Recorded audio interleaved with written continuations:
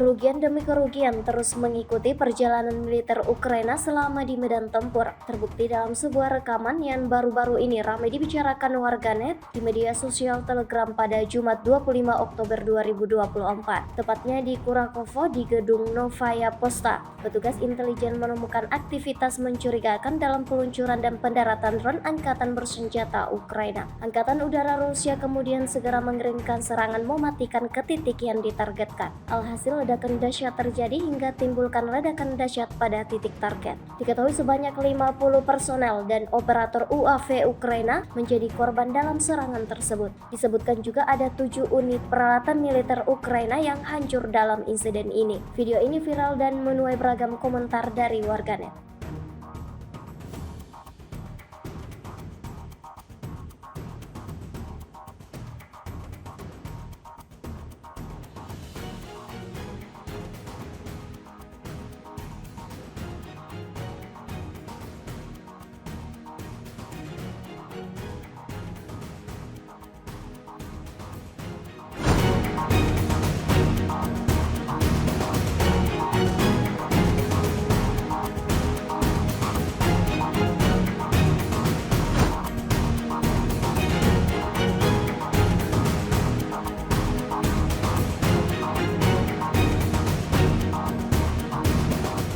Download Tribun X sekarang, menghadirkan lokal menjadi Indonesia.